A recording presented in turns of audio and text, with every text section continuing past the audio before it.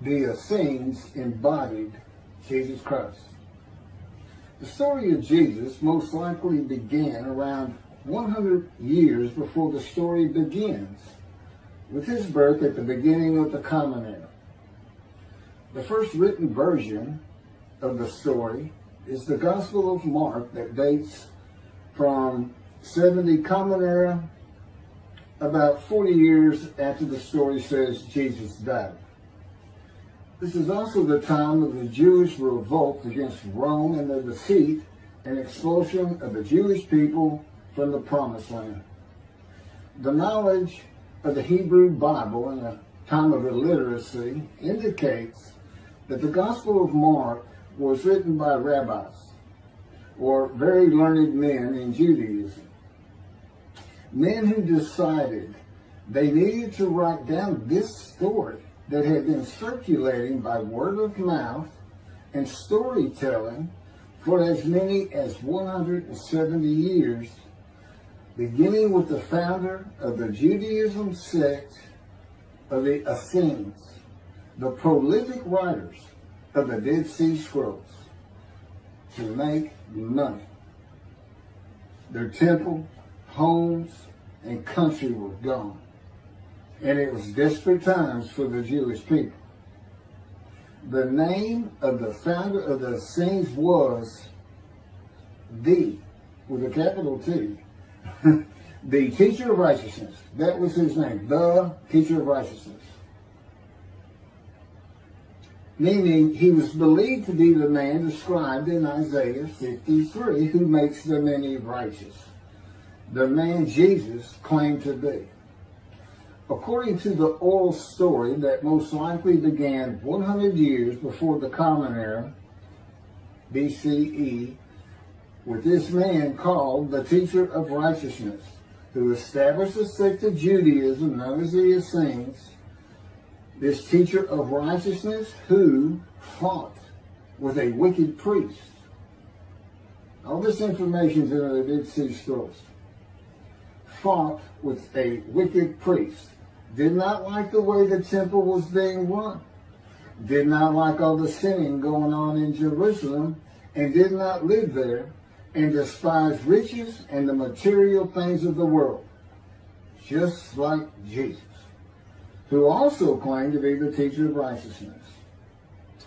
The oral storytellers, who were diverse and from different backgrounds, ethnicity, and ability, captured the imagination of the crowds with their oral skills and would earn their livelihood from donation of money and goods in the age of antiquity. Few could read in a world where literacy was restricted to just a few, and this did not begin to change until the Middle Ages. While the earliest forms of written communication date back to about 3,500 to 3000 BCE, literacy remained for centuries a very restricted ability closely associated with the exercise of power. Schools in ancient Israel, if any existed, served only the sons of the rich and the religious elite. Storytellers in general would be very learned men, captivating the imagination of the crowds at the gates and the meeting places of Jerusalem, with tales that people of a harsh and brutal time wanted to believe in. A time when medical treatment was primitive and life expectancy was 30 to 35 years, averaging those who died at birth to those who died with long life into their 70s and beyond. A time when people believed in mythical gods and gods who were men and making sacrifices to gods for favor and for safety, healing, long life, crops, and fertility. The Dead Sea Scrolls are generally thought to have been produced by the Essenes No one really doubts it anymore. And the Essenes are a group that protested the way the temple was being run. Many of the Essenes went to the cliffs and the caves east of Jerusalem by the Dead Sea, known as Qumran, to prepare the way of the Lord, following the commands of the prophet Isaiah. Today, in this day, the day of the Lord, because the land burns again, the Jewish people have returned, and Jerusalem and the ruined cities have been rebuilt. Elijah clears the way for the Lord. They went to Qumran to get away from the sinning of the people of Jerusalem and the ways of the religious elite at the temple, which would have been Pharisees and Sadducees. The Essenes are never mentioned. They're never mentioned in the New Testament. Now, they are prolific writers. And they had their own gate. They had their own gate throughout the life of Jesus and for 40 more years until Jerusalem was destroyed. And that in 70 Common Era, when everything was being destroyed, that's when they put those scrolls deep into pottery, big pottery, and buried them. That's what kept them from disintegrating into dust. And if you ever look it up, I mean, when I say prolific, there must have been many people, they were copyists. But they also did, well, I won't get to it. They made commentary on the scrolls. One of the first leaders of the Qumran community, again, was the teacher of righteousness, identified in the Damascus document and the Habakkuk Pesher.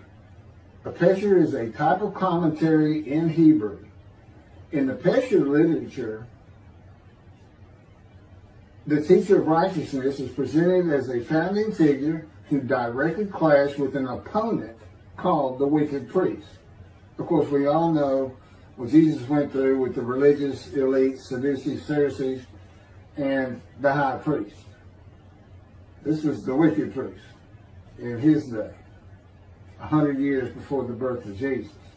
The man described in Isaiah 53 is often referred to the teacher because of verse 11, where God says, verse 11 of chapter 53 of Isaiah, where God says, "My righteous servant makes the many righteous."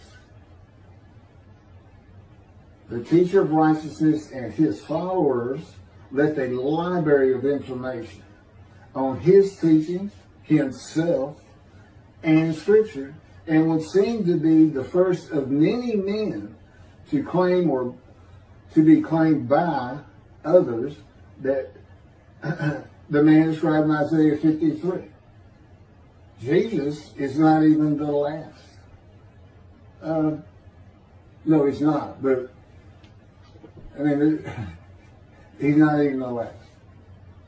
The Hebrew noun pesher is found in the Hebrew of the Qumran scrolls in the sense of meaning, explanation, interpretation.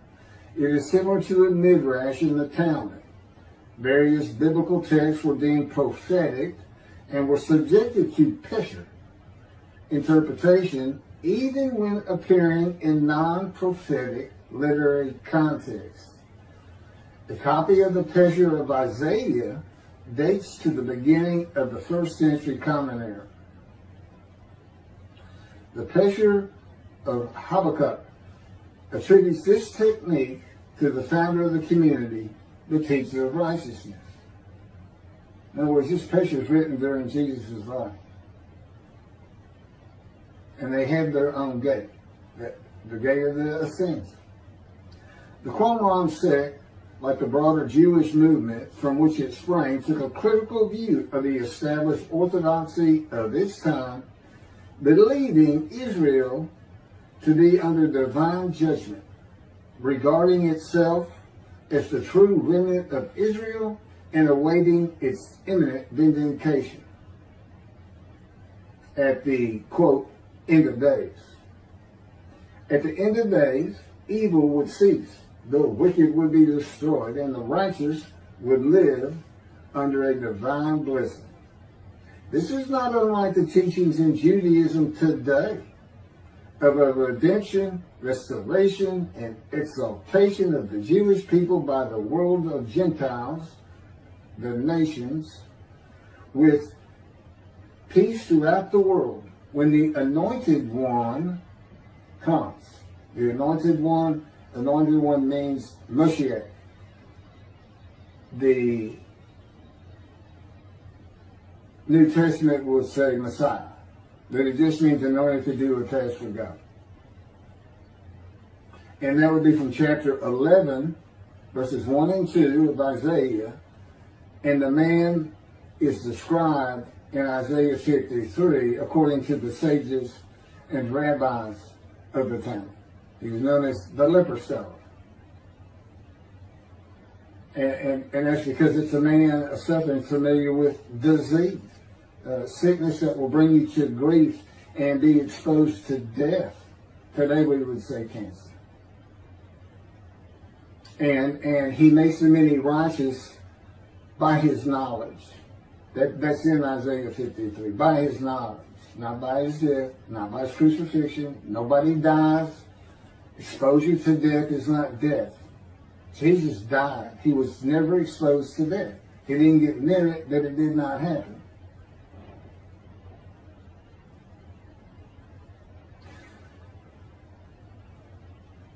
This time that the Essenes were waiting upon, that they thought was imminent, did not happen for them. And it is this teaching that Jews for Judaism uses in the analysis that Isaiah 53 describes the Jewish people as God's righteous servant, as one man, Israel. The persecution of the Essenes and their leader, the teacher of righteousness, probably elicited the sect's apocalyptic visions. These included the overthrow of the wicked priests. Jesus pointed an accusing finger at the high priest and told him, "You shall see me return." Oh, it sounds threatening to me. The wicked priests of Jerusalem and of the evil people, and in the dawn of the Messianic age, the recognition of their community as the true Israel. Josephus Flavius describes this sect, the Essenes. This is a man living at the time. People wrote back then, but you can't find anything written by Jesus or about Jesus until after the destruction of the temple. He describes this sect, the Essenes, as one of the main three philosophical sects among the Jews, with a very detailed description. Excerpts from his book, Wars 2, chapter 8, include, this is in quotes, the third sect, which pretends to a severe discipline.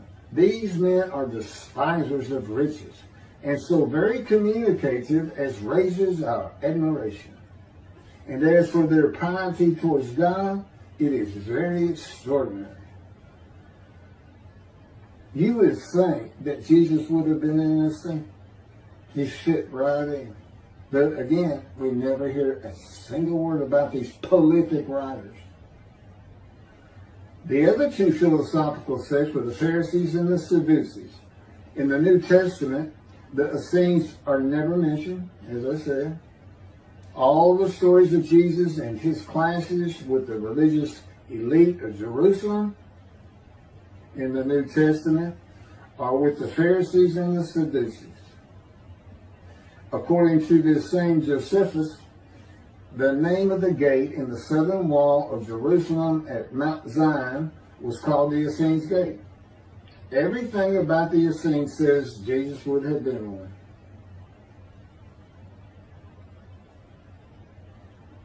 Peter and Paul, disciples later called apostles of Jesus, all said Jesus was the fulfillment of Isaiah 53.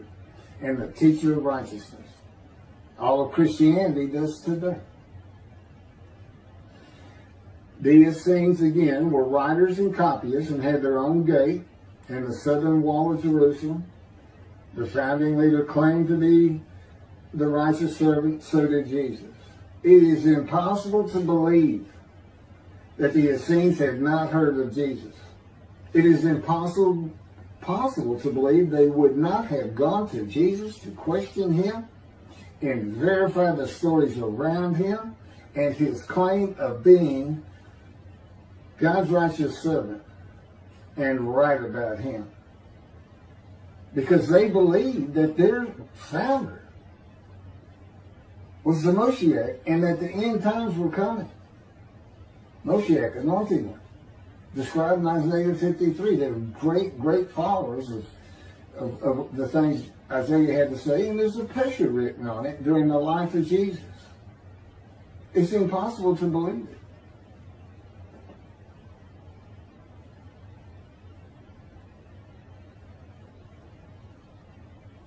We're talking about a man that healed the sick, removed blindness, had the cripples walk, fed 5,000 people with 5 loaves of bread and 2 fish, walked on water, turned water to wine, raised the dead, was crucified, and 3 days later came back to life. And you think these people, how about Joseph Philadelphus? Why didn't he mention that? He talks about the destruction of the temple. He was there. The Essenes were present in and around Jerusalem for 100 years before the birth of Jesus and another 40 or so years after his death at the age of 30 in the first written story of him and his life in 70 Common Era. There is not one word written by the Essenes of Jesus. There is no account in the New Testament of Jesus in an Essene. There are no writings or even a mention of him by a single person or group that was part of his generation while he was alive. There are no writings by Jesus.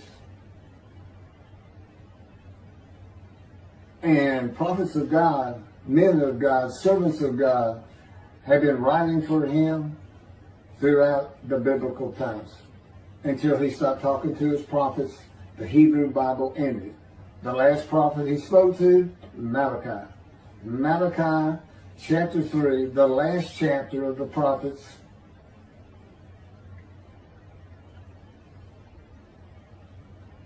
writes for God the prophetic announcement that he will return. He's going to come back.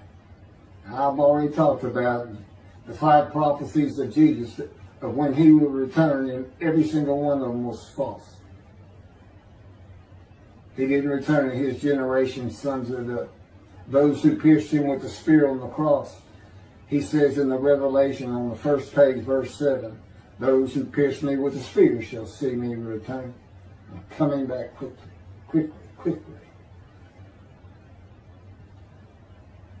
Nothing was written by his disciples.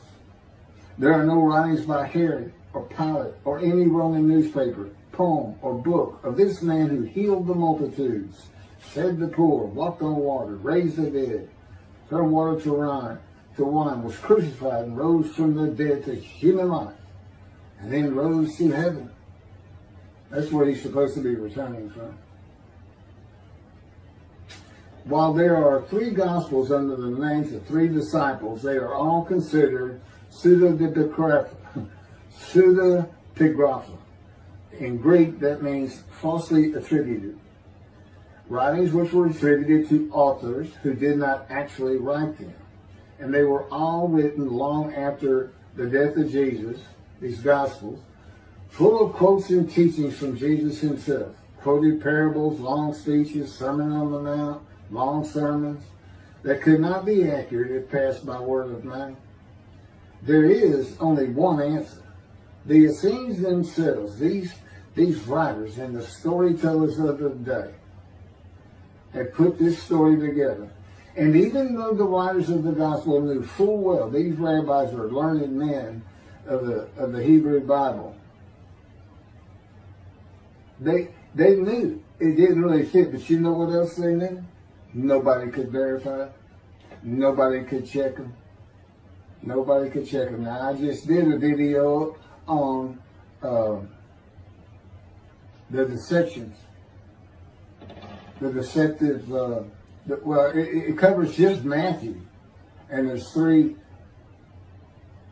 different stories of him and deceits in every one of them that you can go look up now. You can verify these things I'm saying. I'm quoting them. I give the chapters, the books they come from. You can see Jesus change Zechariah, verses 9 and 10, the verses, from riding an ass into Jerusalem and being crucified, as Jesus said all the prophets said of him, to what the prophet actually said. You can go look at it. He said he's going to go and defeat Rome, defeat the enemy in Rome, which in Jesus' time, in Jerusalem,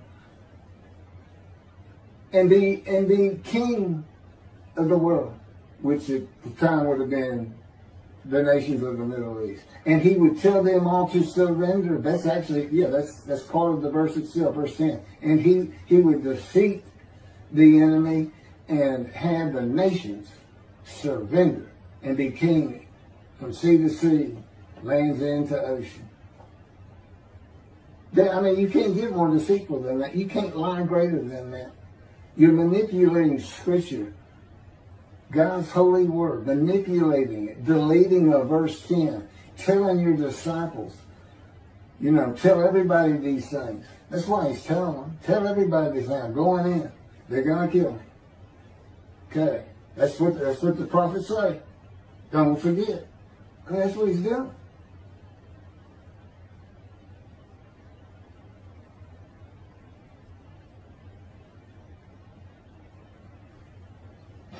Jesus is a myth. So look at that. So look at what a myth is. Believe me, it covers the New Testament. It covers Jesus Christ.